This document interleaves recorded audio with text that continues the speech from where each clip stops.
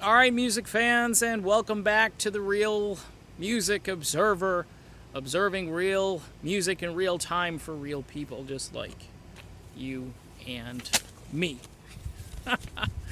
I just caught my notes here. I have notes from time to time. I write things down because I forget.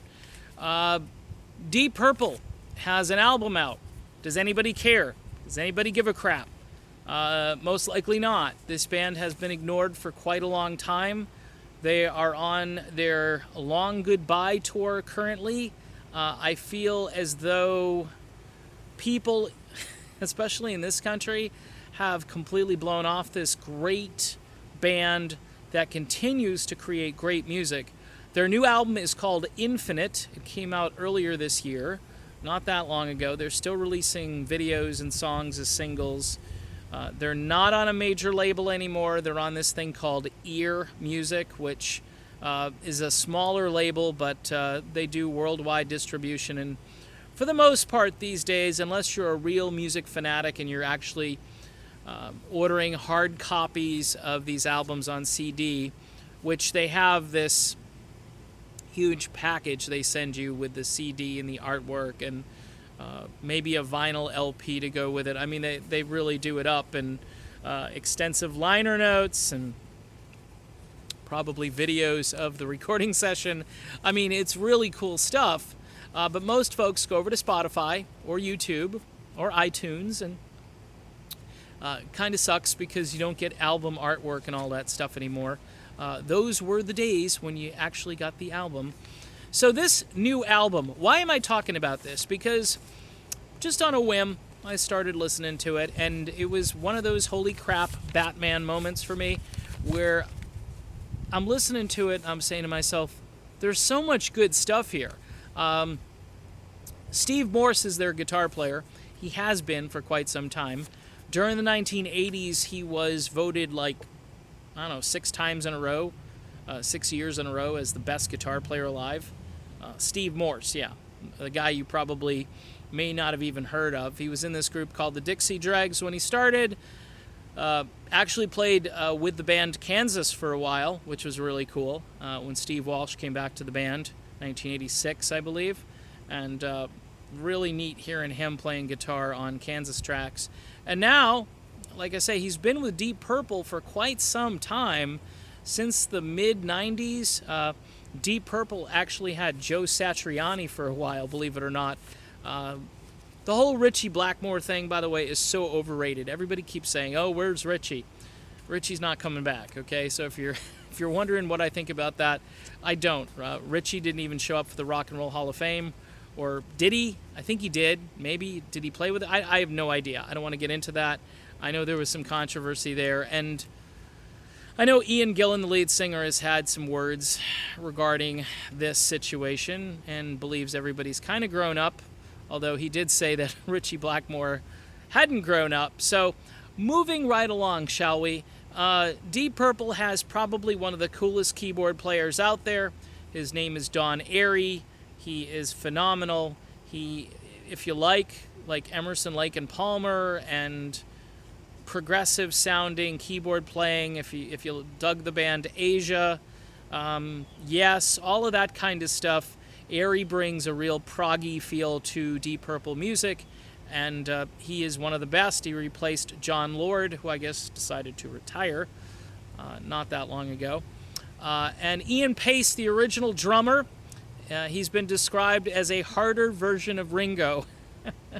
So Ian Pace, one of the great drummers ever, has been with Deep Purple since the very, very beginning. I already mentioned Ian Gillan on lead vocals. The guy still has it. He does not look like a rock star these days, but whatever. I mean, the guy can still bring it, and he's still singing these songs off of Machine Head and some of their really old albums, the things that really got them on the map as a band during their Mach 2 period, as they like to call it. Roger Glover playing bass, and just seems like a really nice guy. And who else is in the band? Did I cover everybody? I get Gillan, Glover, Pace, Airey, and Morse. That's it. That's the band. And what a band. I mean, these are all like This is all like super high grade musicians. So they come out with this album, Infinite, and in no particular order, just my opinion of some of the songs.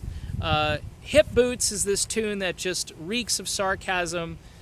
Ian Gillan is up to his hips in, brown stuff, and he pretty much leads the album, or leads the song off saying that. So that gets your attention right away. And he's pissing and moaning about the things of the world, a lot of politics in this album. So if you're not into politics, or if you're into politically correct thinking, this won't be, in your disc player. You won't like this. This will cause you some pain and misery.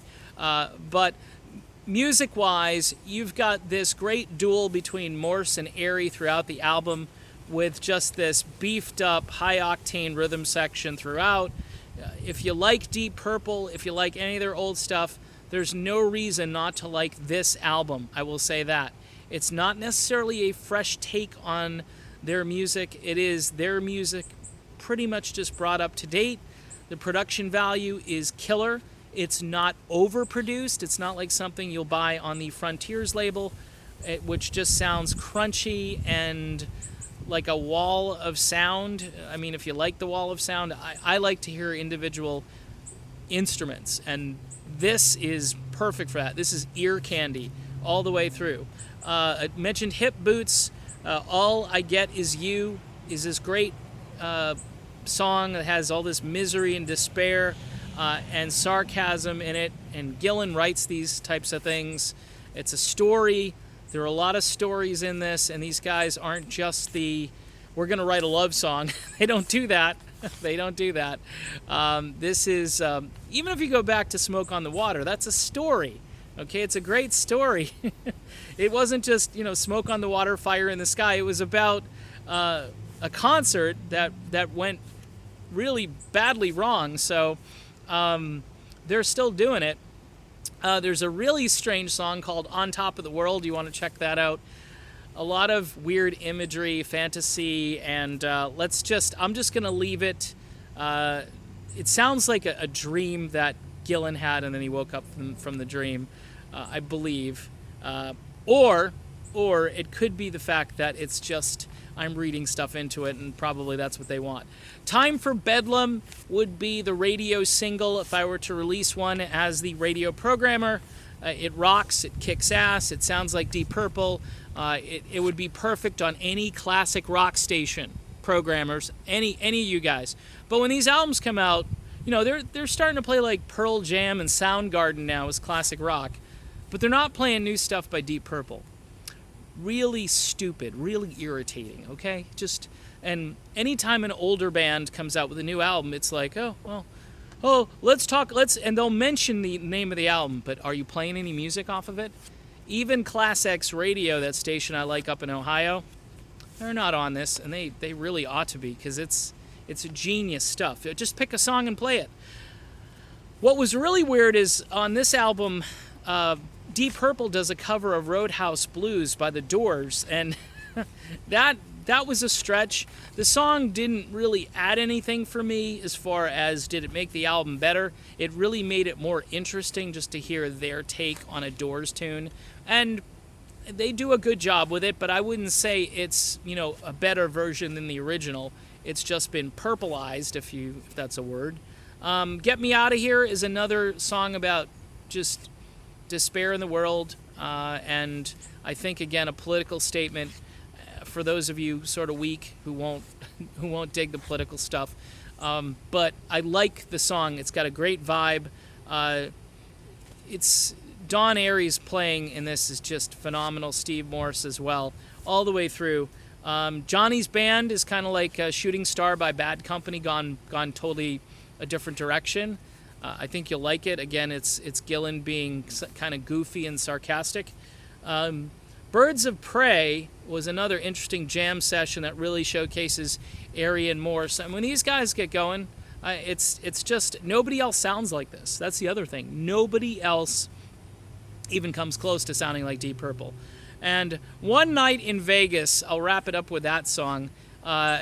that is a song based on a true story about a Foghat member, a member of the band Foghat, who woke up married after spending a rough, crazy night in Vegas and not knowing who his wife is. And apparently they stayed married for like 35 years.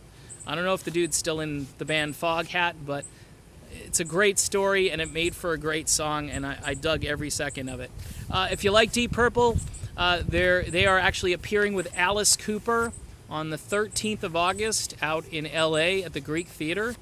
It's going to sell out. I mean, Deep Purple, really a treasure, a band that has been ignored, especially their new material. Yeah, you're going to hear Smoke on the Water.